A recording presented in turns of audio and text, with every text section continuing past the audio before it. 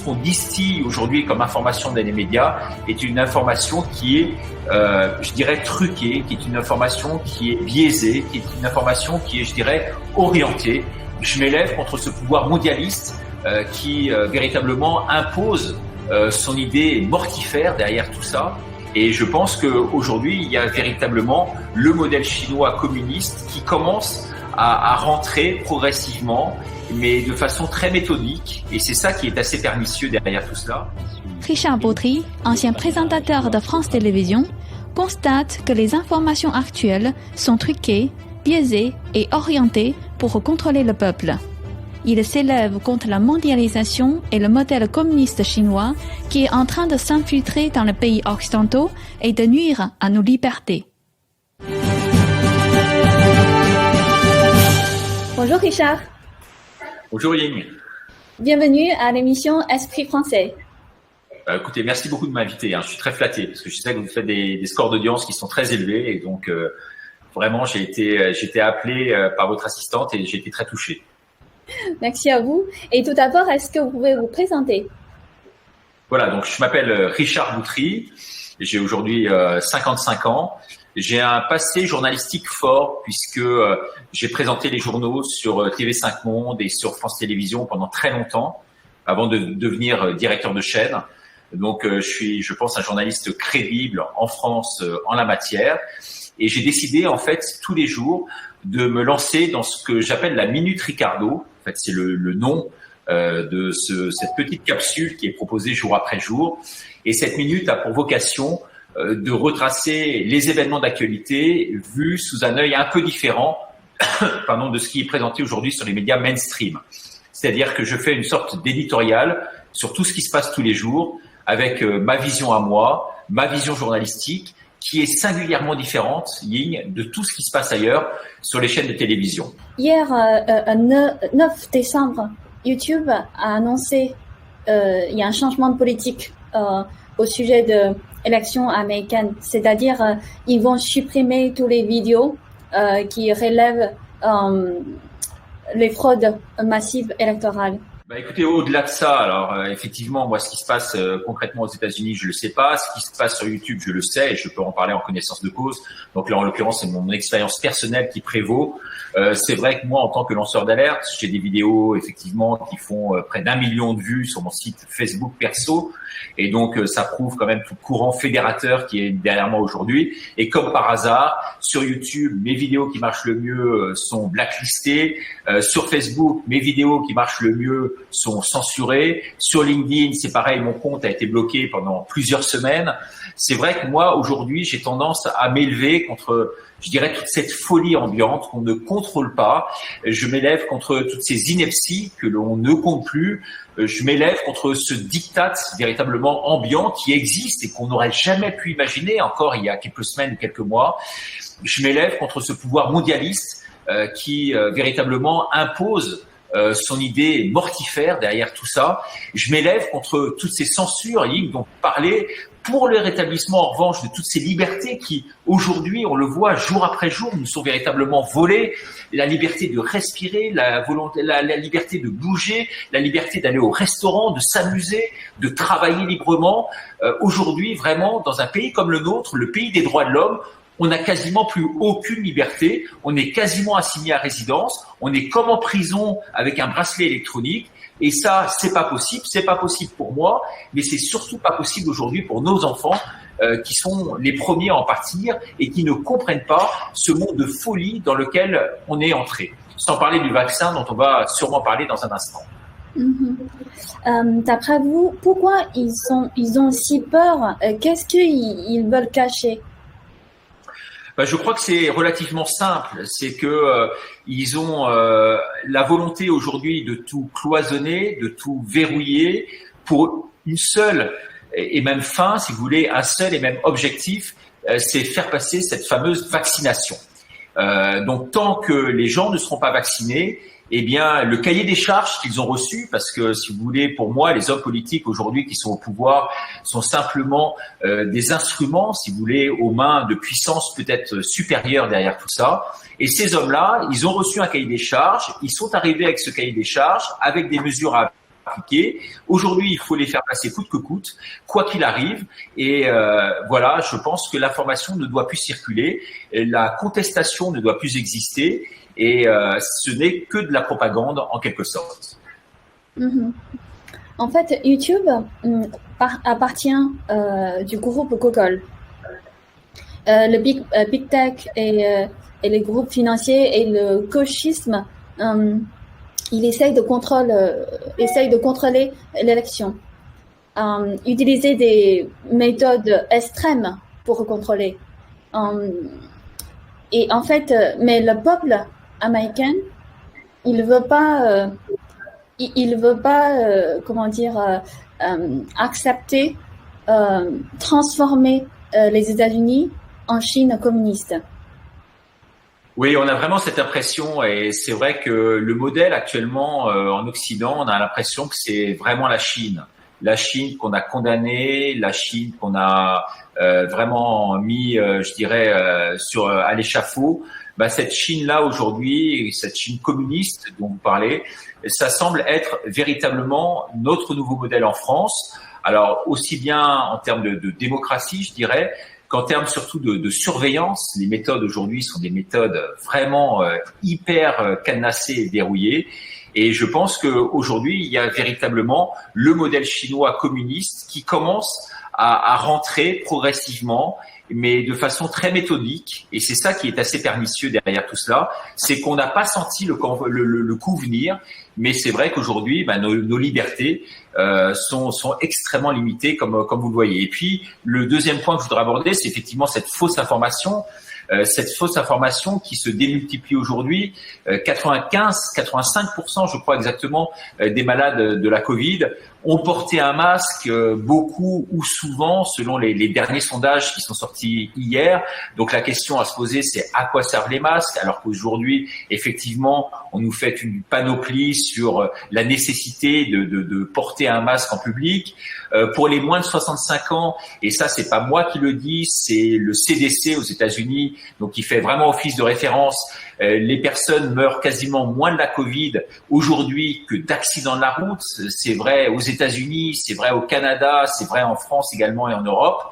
On dit que l'hydroxychloroquine ne marche pas, nous dit-on officiellement dans les médias.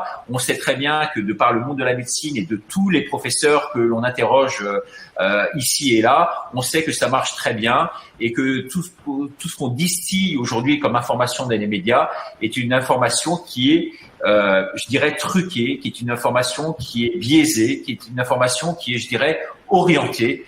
Et ça fait partie d'une forme si vous voulez, d'éléments qui sont aujourd'hui extrêmement gênants pour une démocratie. Mm-hmm. En fait, normalement, les médias, ça peut être médias de gauche, de droite ou du centre, mais ils ne peuvent pas déformer les faits. Mais d'après vous, pourquoi les médias grand public se perdent cette éthique professionnelle? Ça c'est effectivement une très bonne question. Et moi, j'étais dans le milieu des médias pendant extrêmement longtemps. J'ai vécu vraiment les journaux de l'intérieur. J'étais présentateur, rédacteur en chef. Je savais comment on construisait un journal de télévision, un journal de 20 heures. Et c'est vrai que je suis extrêmement surpris de voir aujourd'hui une information qui va que dans un sens. Aujourd'hui, on n'a pas une libre parole, on n'a pas un libre accès à l'information. Tout est orienté quasiment à la base. Avant, vous aviez l'AFP. Alors l'AFP, c'est vrai que c'était un organe centralisateur de l'information. Les dépêches AFP, on les utilisait à bon escient avec des codes qui allaient de 1 à 5. On savait où on mettait les pieds. On avait vraiment une indépendance de pensée, et même si on nous donnait en parallèle quelques informations qui étaient des informations qui étaient vérifiées. Aujourd'hui, ces informations, elles ne sont plus vérifiées. Les bonnes informations, elles sont systématiquement noyautées à la base. Et les informations qui sont délivrées aux journalistes sont quasiment les mêmes. Et ils se font, si vous voulez, que l'écho, le porte-voix d'informations qui, d'ores et déjà, à la base, sont un peu truquées, je dirais. Donc, il y a eu un changement d'éthique dans le monde journalistique. Moi, j'ai pas mal de copains qui sont encore dans le milieu et qui sont présents sur les chaînes à des niveaux très importants. Et je peux vous dire qu'ils sont malheureux comme les pierres aujourd'hui, qu'ils font leur métier, mais vraiment à contre-cœur. On a l'impression véritablement que ces gens ne veulent pas scier la branche sur laquelle ils sont assis, parce qu'ils ont quand même une famille, parce qu'ils ont des enfants à nourrir, parce qu'ils ont un travail. Alors, ils vont dans cette logique-là, ils suivent cette logique-là, mais je peux vous dire que fondamentalement et intérieurement, le soir quand ils se couchent et qu'ils font le bilan de la journée, je suis pas sûr qu'ils dorment vraiment très très bien. En fait, on sait que CNN, parce qu'il y a certaines preuves qui sont sorties, qu'en fait, CNN est devenu l'outil de propagande des démocrates. Vous savez, alors vous parlez des États-Unis, moi je préfère vous parler de la France, je préfère vous parler de ce que je connais, mais le parallélisme et je dirais le montage et le modèle sont quasiment les mêmes. Mm-hmm. En France, c'est vrai que quand vous regardez les patrons de presse en France, de la grande presse, celle qui détient ce qu'on appelle les mainstream, ce sont tous, pour ainsi dire, et quasiment tous, de près ou de loin, des copains du président de la République, si vous voulez. Donc, je pense qu'ils font partie des mêmes lobbies, ils font partie des mêmes cercles, ils font partie de la même mode de pensée. Ils ont été placés là de façon, je pense, très très calculée à la base. Et donc, c'est pour ça que cette doctrine, qui est celle au plus haut niveau, aujourd'hui se ressent un peu partout. Quand vous voyez, par exemple, en France, Le Monde en tant que journaliste, et tous les journalistes vous le diront, Le Monde, c'est vraiment la Bible, entre guillemets, si je puis me permettre, de ce monde-là. Dans Le Monde, vous aviez des journalistes qui étaient, alors, un peu connotés à gauche, mais il y avait une indépendance d'esprit, une indépendance de pensée, il y avait une morale, il y avait une éthique qu'on ne retrouvait quasiment nulle part ailleurs.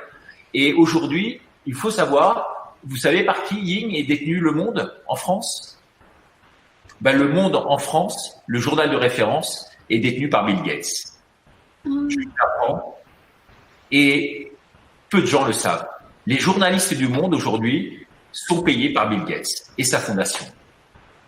Je trouve ça absolument scandaleux. Ce qui se passe au Monde se passe également ailleurs sur les chaînes de télévision où il y a des mélanges d'intérêts privés, publics qui sont vraiment aujourd'hui incroyablement difficiles à accepter.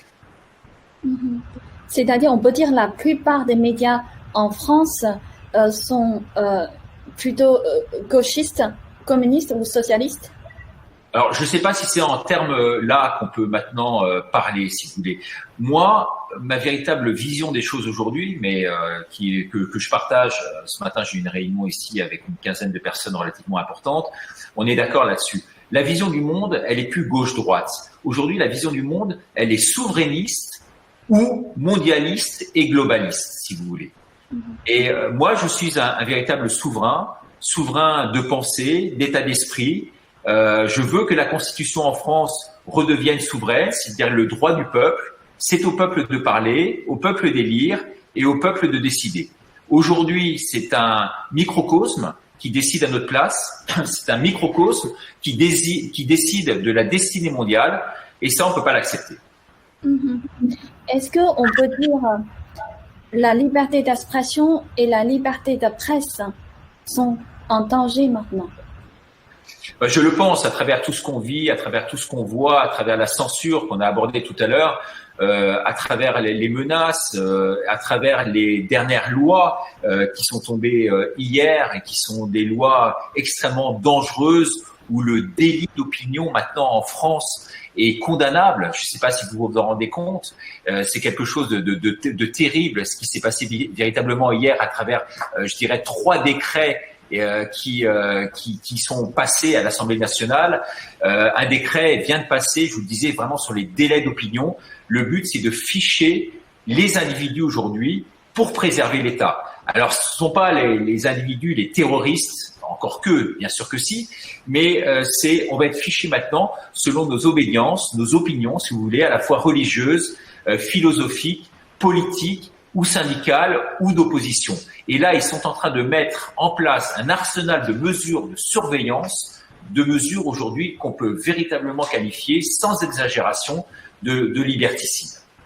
Et à travers cette crise de Covid, on le voit bien, on a l'impression qu'aujourd'hui, le pouvoir qui est le nôtre nous échappe complètement. On a l'impression qu'on est complètement instrumentalisé. On a l'impression qu'on est complètement guidé et on navigue quasiment aujourd'hui en aveugle dans ce monde-là, sans aucune visibilité. Alors, sous couvert du Covid, de la Covid comme on dit maintenant, on fait absolument tout passer et c'est vrai que c'est absolument désolant pour nous et surtout pour nos enfants. Ensemble, c'est vrai qu'aujourd'hui, je pense qu'on a véritablement ce pouvoir, le pouvoir de dire non. Notre voix aujourd'hui est forte. On voit quand même que les lignes bougent. En France comme ailleurs, on voit qu'il y a une révolte du peuple. Moi, je pense véritablement qu'il va y avoir une véritable troisième vague, mais cette troisième vague, ce sera pas une vague de santé, parce qu'on sait qu'en fait l'impact de la maladie est aujourd'hui extrêmement faible. Cette troisième vague, ça sera un véritable tsunami. Et vous vous souvenez de ces images de ces hommes qui étaient sur le bord de la plage et qui voyaient ces vagues arriver les unes après les autres. Et puis il y en a une subitement qui était un peu plus haute que les autres et qui a absolument tout laminé. Et là, je pense que le pouvoir du peuple est en train véritablement de se réveiller, qu'il y a un courant extrêmement puissant qui est derrière tout cela, on le sent, on le voit, on le jauge jour après jour, et que ce courant-là, il va absolument tout emporter. Donc, il y aura beau avoir Biden aux États-Unis ou Macron rester à sa place en France, je pense que tôt ou tard, il y aura une révolte qui va s'exprimer, en tout cas un élément qui va venir faire, et peut-être un élément auquel on ne s'attend pas aujourd'hui, qui va mettre, si vous voulez, un petit grain de sable dans cette mécanique d'ensemble qui semble a priori si bien huilée, mais qui aujourd'hui prête fortement à confusion. Parce qu'en fait, la vraie question sous-jacente, je dirais, derrière tout ça, la vraie question qu'on peut se poser, finalement, ce problème d'élection est un peu peanuts à côté du choix de société qui se trouve aujourd'hui devant nous, et qu'une politique aujourd'hui, on voit bien, de gouvernance mondiale à travers Biden veut véritablement imposer. Alors concrètement, qu'est-ce que cela veut dire tout cela? Eh bien, c'est que aujourd'hui, on va se retrouver devant un système où tout ce qui est, si vous voulez, données, tous ces recueils de données vont être récoltés par l'intelligence artificielle. Elles pourront permettre tout et n'importe quoi, comme la vérification d'autorisation d'accès pour les vaccinés. Aujourd'hui, on le voit dans tous les lieux publics, professionnels, l'identification de toutes sortes d'infractions, de quelle nature qu'elles soient, l'infraction à conduite par exemple, la mémorisation, je dirais, de tous nos déplacements également, l'identification de toutes ces personnes que l'on voit, que l'on rencontre, le calcul du temps de travail, du temps de présence quelque part, l'analyse de toutes vos interactions familiales, la surveillance de l'activité également de vos enfants, l'analyse de toutes les activités privées, dormir, lire, pourquoi pas même arriver un jour jusqu'à des données encore plus intimes et personnelles, vous voyez ce que je veux dire, l'analyse de situation, est-ce que vous êtes en repos, est-ce que vous êtes en activité, voilà, l'analyse du comportement, est-ce que vous effectuez des gestes brusques, est-ce que vous avez une activité sportive, voilà, bref, la mémorisation à travers tout ce système qui est aujourd'hui mis en place, la mémorisation en fait de ce qu'on pourrait appeler toutes vos habitudes. Et je pense que là, c'est extrêmement dangereux et on arrive dans un système coercitif véritablement d'importance que l'on voit apparaître sous nos yeux jour après jour et qui vraiment aujourd'hui fait peur, quoi. Je sais pas ce que vous pensez. En fait, Trump, il lutte contre mondialisation, lutte contre globalisation et il veut préserver les valeurs traditionnelles et aussi préserver la foi en Dieu. Et c'est pour ça que 80% des chrétiens soutiennent Trump. Et vous aussi, vous priez pour Trump? Bah écoutez, alors moi je prie pour moi, je prie pour ma famille, je prie pour mes 5 enfants, je prie pour une nouvelle société aujourd'hui, je prie pour que les choses changent, si vous voulez. Je prie pas nominativement pour quelqu'un, je prie pour que la société change, je prie pour que aujourd'hui on puisse sortir de, je veux dire, cette guerre, pour employer un mot utilisé par Macron, une guerre aujourd'hui qui n'a fait finalement pas d'ennemis, une guerre qui n'arrive pas à identifier l'ennemi, une guerre entre nous, une guerre aujourd'hui, si vous voulez, tout est en train de se fermer, toutes les portes sont en train de se fermer. Les portes familiales, on le voit aujourd'hui, il y a incroyablement un nombre incroyable de divorces. Il y a aujourd'hui des murs qui se dressent dans les familles elles-mêmes, entre des grands-parents, des petits-enfants, des parents et autres. Aujourd'hui, les gens, l'information ne circule plus, l'amour ne circule pas. Donc moi, je prie effectivement pour que cet amour que Dieu nous a donné soit restauré aujourd'hui. Mhm.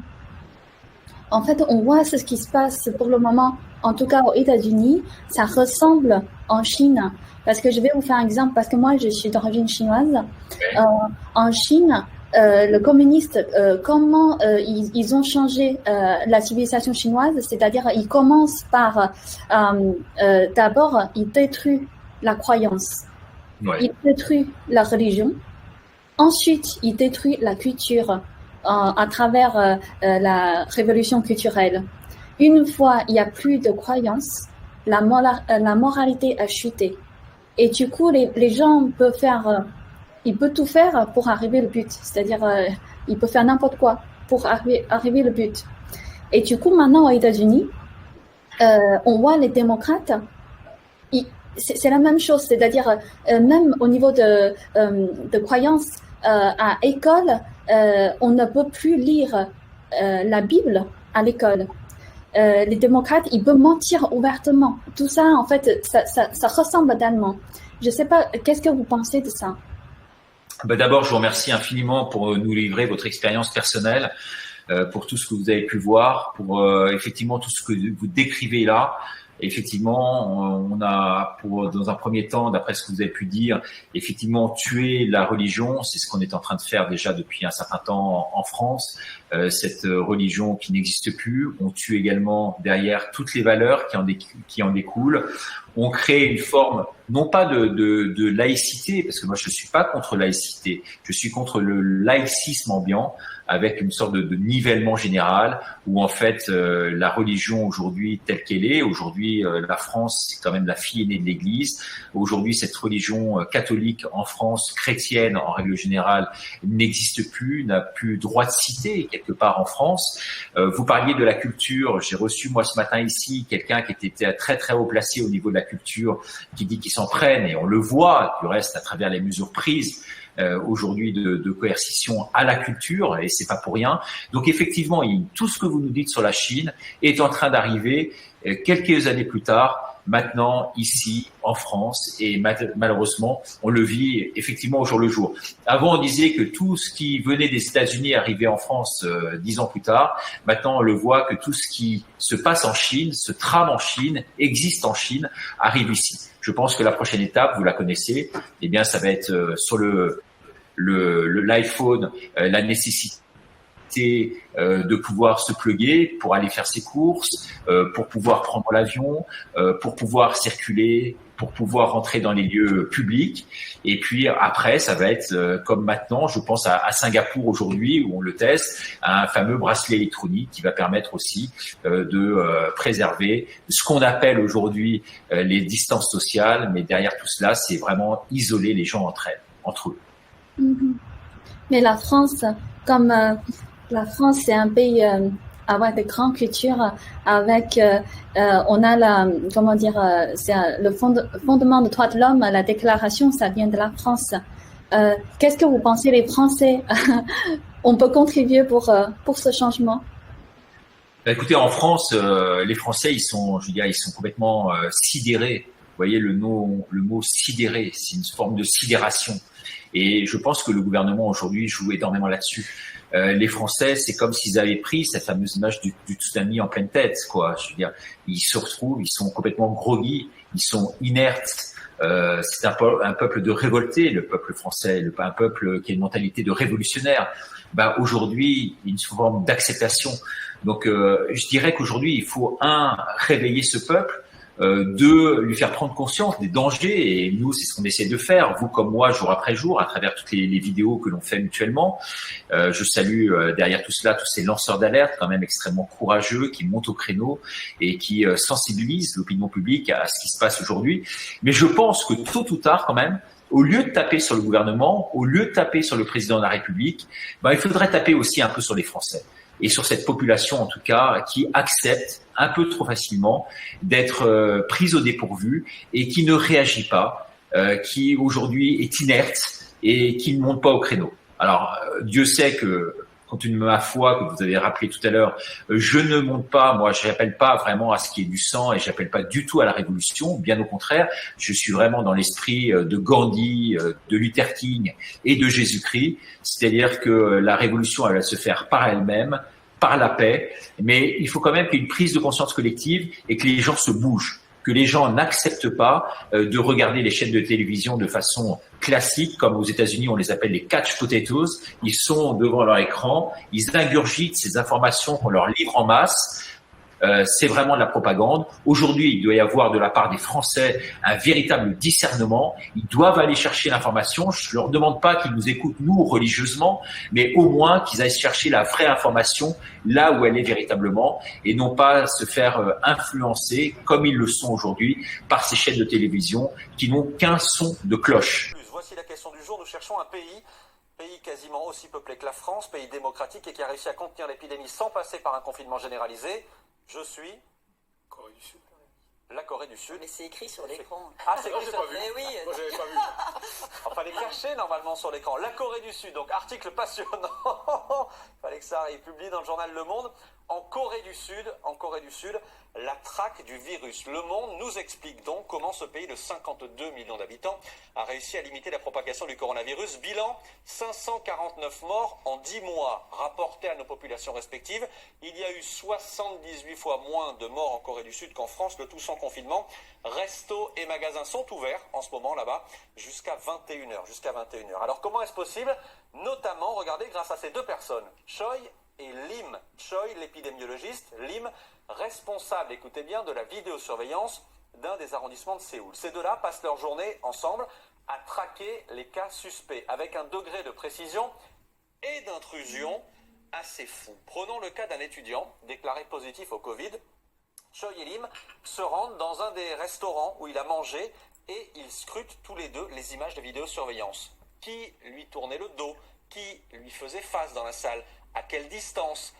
Qui portait quel type de masque? Si une personne semble avoir pris un risque, elle est avertie immédiatement par les deux enquêteurs qui peuvent consulter la liste de tous ceux qui sont venus manger ici parce que chacun doit s'enregistrer.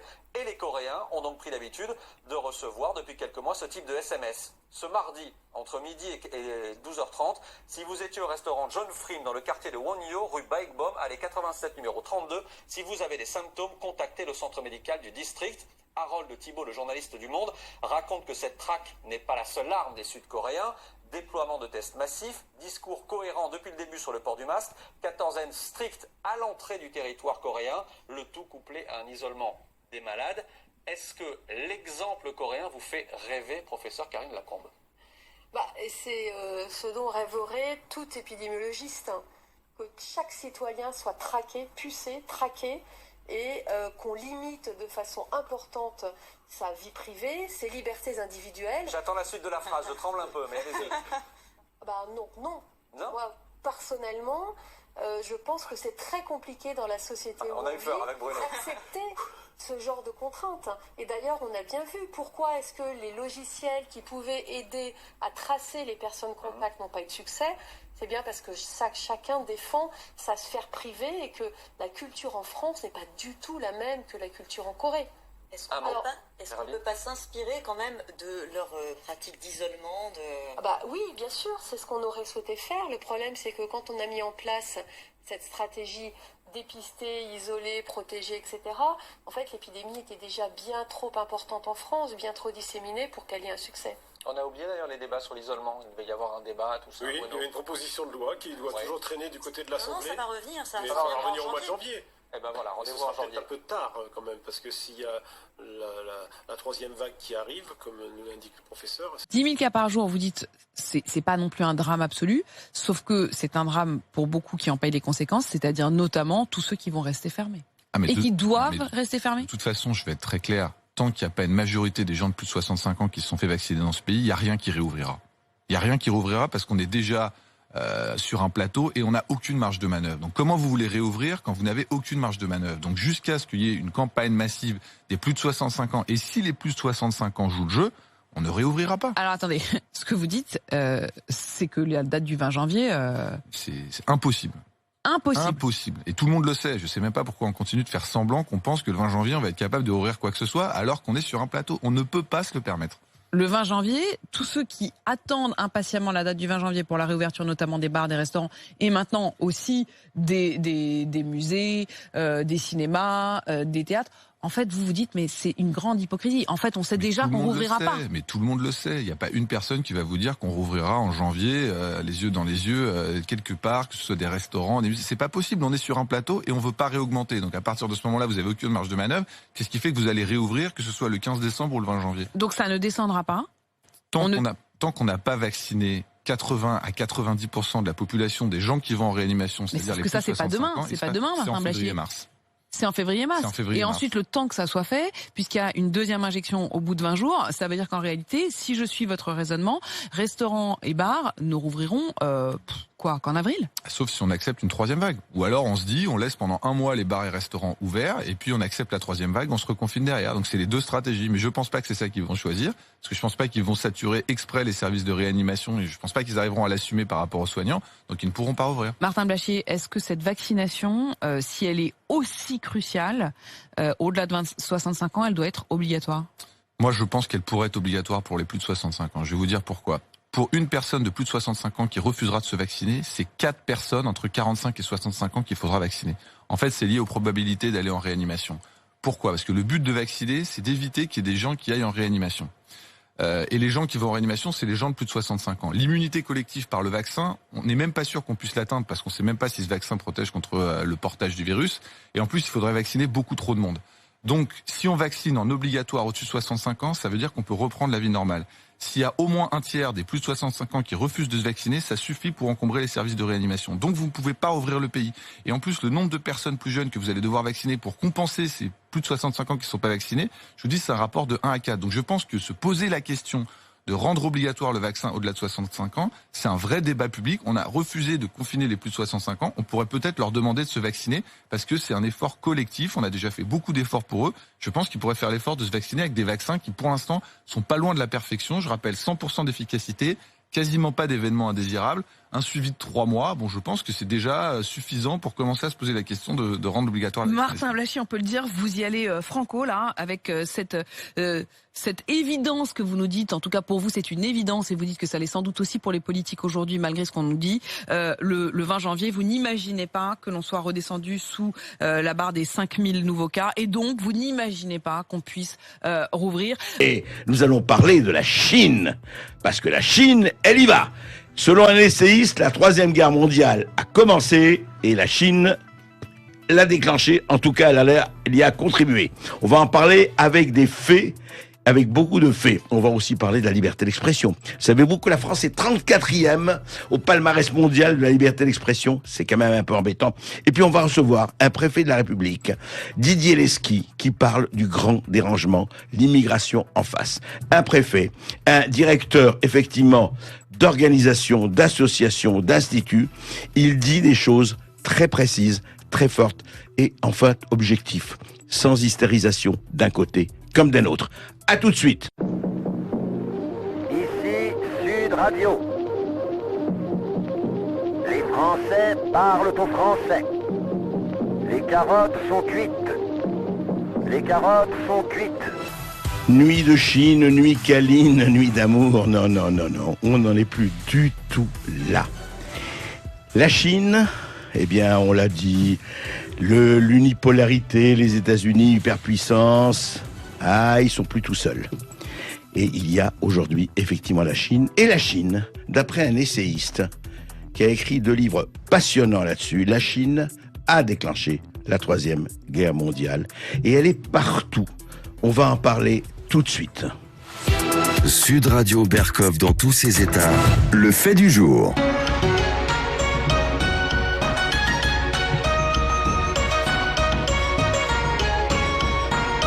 Et oui, préparez vos baguettes, mais attention, avec les gestes barrières.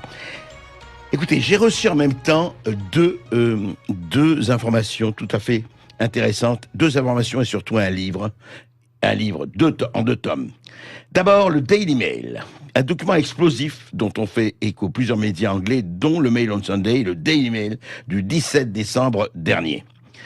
Alors, selon effectivement ce rapport, des centaines de membres du Parti communiste chinois seraient parvenus à infiltrer de grandes entreprises européennes, dont les fleurons français Airbus et Thales. Je mets ça au conditionnel pour pas qu'on dise « Ah, ça y est ».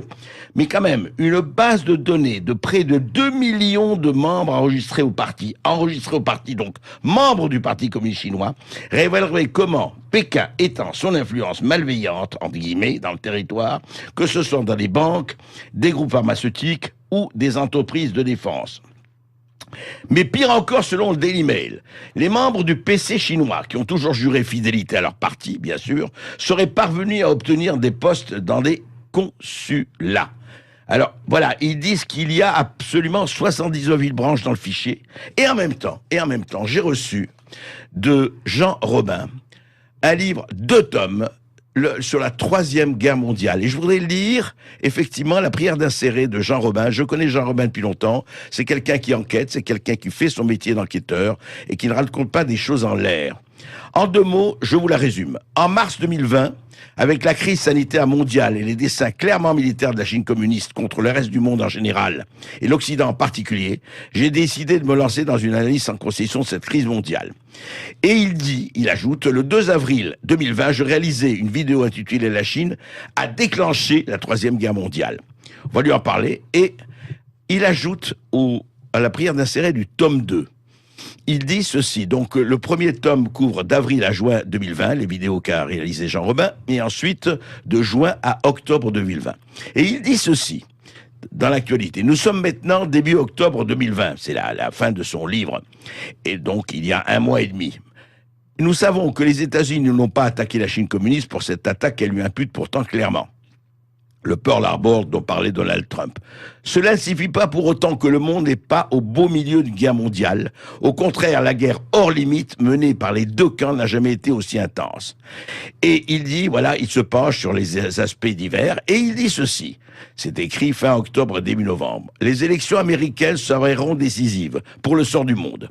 Bien plus que les précédentes. Car si Trump est réélu, le Parti communiste chinois pourrait ne pas y survivre, tandis que si c'est Biden, il devrait continuer à progresser son emprise du monde.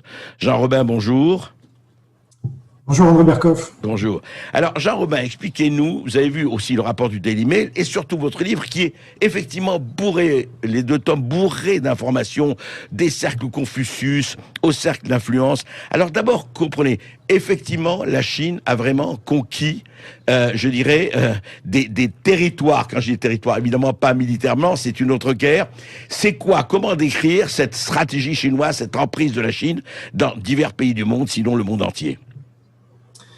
Alors, pour bien comprendre la Chine, et moi-même, je ne connaissais pas vraiment la Chine, je l'avoue, il y a encore 9 mois, puisque cette pandémie n'avait pas encore frappé, et donc ça a réveillé beaucoup de monde, et je fais partie de ces gens-là qui n'avaient pas fait attention à l'expansionnisme de la Chine communiste. Et pour cause, ça faisait partie de sa stratégie. Donc, sa stratégie, c'était de faire profil bas, notamment Deng Xiaoping, on se rappelle, et puis, depuis 2012, est arrivé Xi Jinping, qui est un autre genre de dictateur, parce que Deng Xiaoping était un dictateur, c'est lui qui a fait le massacre de la place Tiananmen, on l'oublie souvent. Mais Xi Jinping, lui, il a dit, bon, maintenant, je siffle la fin de la récré, on va arrêter de faire profil bas, et on va commencer à dire, voilà, on a des objectifs de domination du monde, donc de devenir la première puissance mondiale à partir de 2049. Et ça a commencé comme ça, et ils ont mis, vous savez, les communistes, c'est les plans, et c'est les internationales, etc. Donc, ils ont commencé à dire, voilà, on va faire tel plan en 2025 pour les technologies, tel plan en 2049, donc c'est le centenaire de la création. Ah, vraiment des plans quinquennaux comme en URSS, quoi. Enfin, mais plus efficaces. Plus efficaces. Voilà. Alors là, beaucoup plus efficace, parce que justement, ils ont tiré les leçons de l'échec de l'URSS, et eux, au moins, ils développent le capitalisme, parce qu'ils ont compris que c'était le moteur sur lequel pouvait se baser la croissance, alors que l'URSS, évidemment, était contre le capitalisme. Donc ça, c'est la grande différence. Par contre, pour tout le reste, parti unique, stratégie d'écrasement et de colonisation, Donc là où les pays satellites de l'URSS étaient bien clairement établis, aujourd'hui, on a ce qu'on appelle les nouvelles routes de la soie, qui sont cette stratégie de colonisation. Et on voit que la Chine étend son emprise sans que ça soit vraiment officiel. Et très peu de médias en parlent. Oui. Donc, il faut en avoir alors conscience. justement, Jean-Robin, comment elle étend sa stratégie? Alors, elle étend sa stratégie, il dit, voyez, par exemple, et quand ils disent, Daily Mail, je voudrais savoir par rapport à votre enquête, ils disent que 2 millions de membres enregistrés au parti seraient placés dans des banques, des groupes pharmaceutiques, des entreprises de défense, un peu partout. Ça se passe comment, ça? Alors, ça, c'est connu des gens qui ont enquêté comme moi, mais effectivement, le grand public n'est pas forcément au courant. Donc, comment fonctionne le Parti communiste chinois? Si vous voulez créer une entreprise en Chine, il n'y a pas de réciprocité comme en France. C'est-à-dire, si la Chine veut créer une entreprise en France, elle crée son entreprise et puis voilà. Maintenant, si nous, on veut en créer une là-bas, ou si les Américains veulent en créer une là-bas, ils doivent créer une joint venture, c'est-à-dire en collaboration avec le Parti communiste chinois, qui doit avoir des membres de son parti, souvent au board, surtout pour les plus grandes entreprises. Voilà, au conseil d'administration, etc. Conseil d'administration. Donc, ce que révèle le Daily Mail, c'est pas un scoop en soi, parce qu'on le savait déjà. Ce qui est un scoop, c'est que là, on a un chiffre et des entreprises nommées précisément. Donc, on n'a pas malheureusement les chiffres pour la France, parce que moi, par exemple, j'ai pas pu faire cette enquête parce qu'on m'a pas transmis la base de données. Mais on sait qu'en France, il y a quand même beaucoup, on peut le dire, ça peut être sans nommer les noms des entreprises, mais enfin, il faut quand même qu'on décrive la chose. Il y a en France, on peut le dire, des centaines d'entreprises ou des dizaines de grosses entreprises où il y a des membres du Parti communiste chinois, mais qui sont là évidemment sous couvert commercial, c'est ça? Alors, oui, on peut le dire. Alors, il existe un club d'influence très influent qui s'appelle le Comité France-Chine et qui regroupe à peu près les 3/4 du CAC 40, plus des grosses ETI. Et donc, ces entreprises-là sont celles qui sont les plus proches du Parti communiste chinois. Donc, elles ont des filiales soit à Shanghai, là où le fichier se situe, ou plus souvent pour la France, à Wuhan. C'est pour ça que, à mon avis... Comme par hasard, Wuhan. Oui, d'accord. Oui, ça, on pourra y revenir. Mais c'est une ville historiquement très proche de la France qui a fait un jumelage avec Bordeaux, grâce à Alain Juppé, qui était donc du RPR, puis de l'UMP, puis de LR, qui est le parti le plus proche du Parti communiste chinois, qui a signé un accord infâme et infamant en 2009, quand il était dirigé par Xavier Bertrand. Libération avait dit que l'UMP est le petit frère du Parti communiste chinois à l'époque. Ça, tout le monde a oublié. Mais maintenant, voilà, ça revient. Donc, Wuhan, c'est là où il y a le plus des entreprises, des grandes entreprises françaises. PSA est là-bas, par exemple. Et donc, là, on a le fichier, mais pour Shanghai. Donc, à mon avis, c'est moins important pour la France. Il y a beaucoup d'entreprises américaines et anglaises, notamment Pfizer, ce qui pose beaucoup de questions sur les vaccins, notamment Qualcomm pour l'entreprise américaine, ce qui pose beaucoup de questions par rapport à Huawei. Mais pour la France, il y a quand même Thales. Alors Thales, c'est une grande entreprise de défense, et ça c'est nommé par le Daily Mail, donc on peut les croire sur parole a priori. Et Airbus, mais ça on le savait qu'Airbus, ils ont beaucoup de liens parce qu'ils ont délocalisé leur production à Tianjin. Mais donc, ça, oui, alors juste Jean-Robin, pour bien comprendre, la Chine, quand elle fait ça, bon, elle place effectivement des gens du Parti communiste chinois, ils sont plusieurs millions, ils les placent, mais ça ne veut pas dire que les entreprises sont inféodées à la Chine, ou alors il y a conflit d'intérêts. Expliquez-nous. Alors, ça veut dire que pour faire du business en Chine, vous n'avez pas le choix. Vous êtes obligé de passer par les fourches codines du Parti communiste chinois. Mais quand vous avez des agents du Parti communiste chinois dans votre organigramme, et souvent ce sont des places assez hautes, c'est pas les larbins qui font le ménage. J'ai beaucoup de respect pour les gens qui font du ménage, mais là, en l'occurrence, si vous avez des gens au board, par exemple, ça veut dire qu'ils circulent dans le monde entier. Donc, ils viennent en France, ils viennent dans d'autres pays, et ils ont accès à l'intranet, donc ils peuvent espionner. Alors, évidemment, on ne sait pas ce qu'ils ont espionné, c'est ce qu'explique l'article du Daily Mail, mais il y a de fortes suspicions, évidemment, et c'est là où il y a toutes ces histoires de vol de propriété intellectuelle par la Chine, ça c'est connu. Il y a aussi des transferts de technologie, mais là, voilà, ça sort, donc ça sensibilise le grand public évidemment à cette emprise du Parti communiste chinois sur le monde, parce que ça, c'est juste une petite partie, c'est la partie émergée de l'iceberg. Mais on pourra parler, par exemple, pour la France, effectivement, il y a beaucoup de politiques français qui sont mouillés et de chefs d'entreprise. Alors, on va en parler de cela. Juste un mot. En fait, si j'ai bien compris d'ailleurs dans votre livre, vous dites, en fait, c'est une manière de, quand vous dites la Troisième Guerre mondiale, pourquoi vous dites d'ailleurs Troisième Guerre mondiale? C'est vraiment une guerre mondiale pour vous?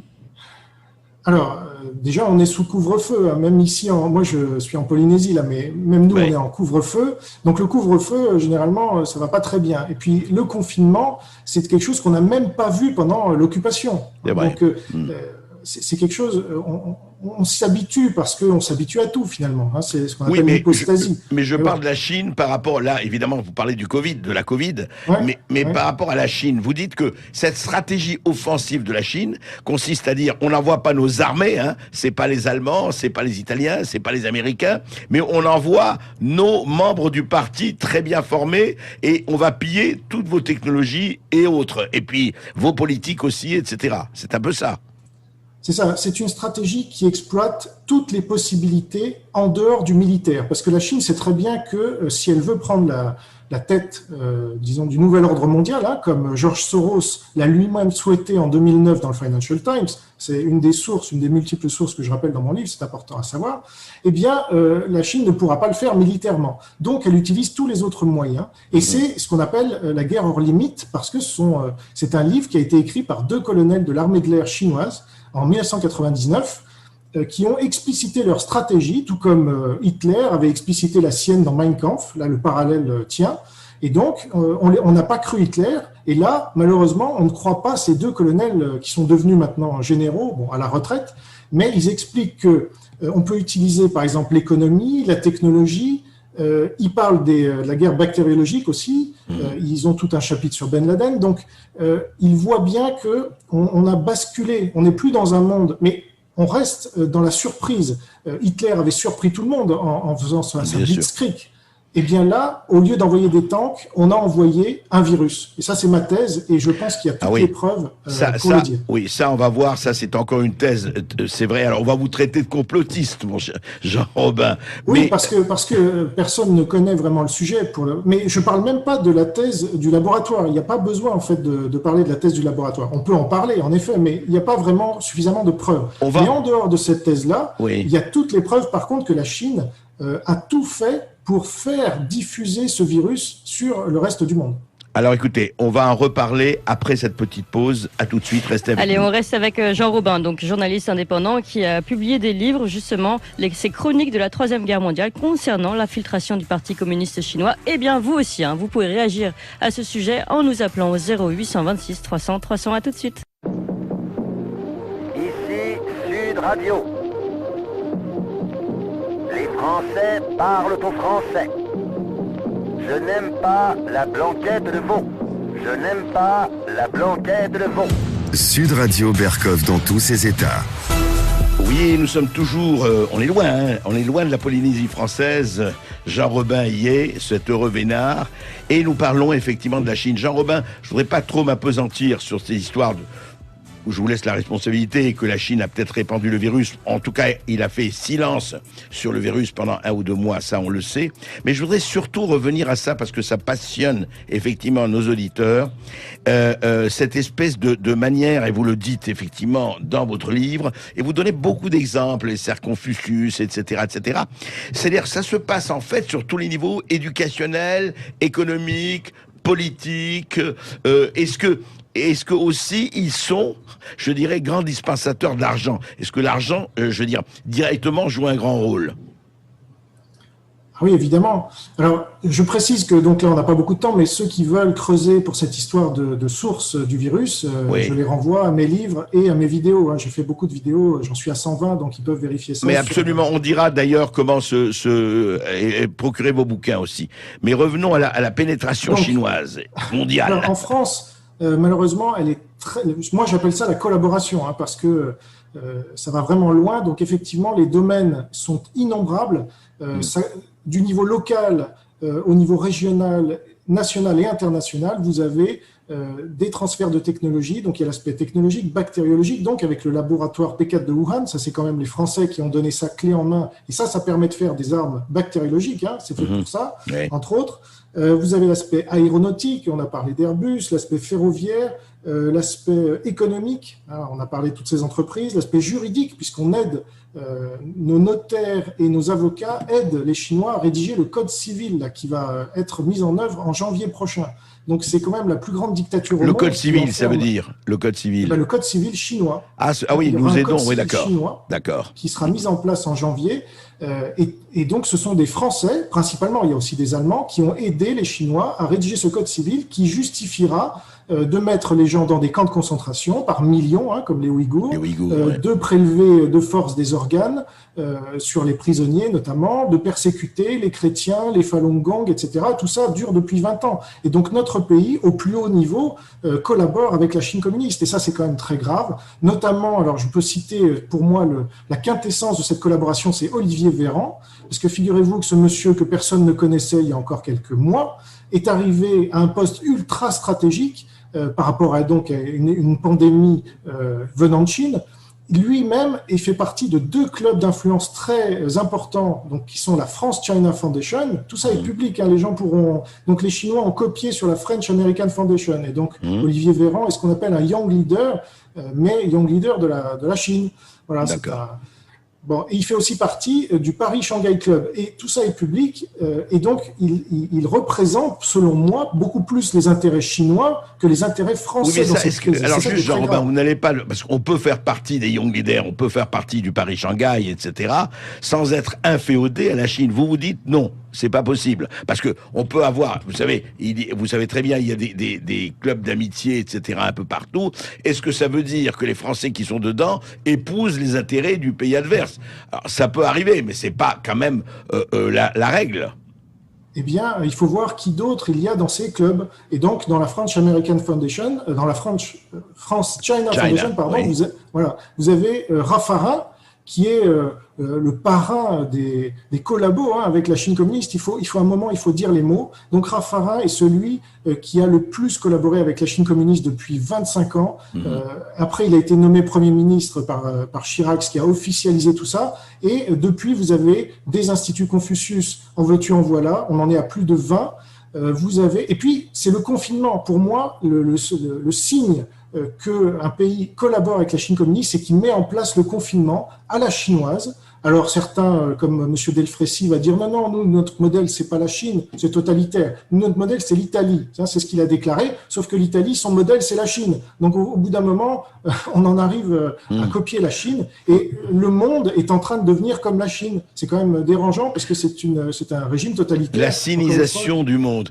Voilà. Jean-Robin, en tout cas, je renvoie effectivement les auditeurs de Sud Radio et tous ceux qui s'y intéressent, et nos téléspectateurs, à vos livres. Où est-ce qu'on peut se procurer vos livres? Alors, uniquement sur Amazon, les 2 tomes, et j'en sortirai un 3e en janvier. Et je dois dire que le premier tome a été traduit en chinois, parce que je suis très proche des dissidents chinois, et mon discours n'a rien contre la Chine ou les Chinois, évidemment. C'est un discours contre le Parti communiste chinois. Il faut que le Parti communiste chinois tombe, et toute la Terre vivra mieux. Là, et donc vous maintenez ce que vous disiez dans votre introduction, c'est-à-dire que si Biden est élu, ça va continuer. Si Trump est élu, les choses sont jouées, mais pas encore complètement. Le Parti communiste chinois risque une implosion. Oui, selon moi, Trump est en train de tuer le Parti communiste chinois, et Biden est l'outil, le petit toutou du Parti communiste chinois. C'est le coup d'État. On assiste dans cette 3e guerre mondiale à la bataille d'Amérique en ce moment. Et là, c'est pas juste Trump, c'est le dernier rempart du monde libre. Est-ce qu'il va tomber ou pas? Moi, je pense que Trump a gagné, et donc les États-Unis étant encore une démocratie, il passera. Voilà. Eh ben, écoutez, on vous a écouté. Merci, Jean-Robin. Et je rappelle vous assumez effectivement vos propos, et c'est intéressant. En tout cas, je renvoie à vos livres. Voilà, les livres, je répète, les chroniques de la 3e guerre mondiale que l'on peut trouver sur Amazon, pour ne pas faire de publicité. Eh bien, vous, qu'est-ce que vous pensez de tout ça? Le monde est en train de devenir comme la Chine et de prendre le modèle chinois, et cette infiltration du Parti communiste chinois dans les grandes entreprises françaises, mais aussi anglaises, etc., on l'a cité. Eh bien, réagissez. On vous attend au 0826 300 300. Sud Radio André Berkoff.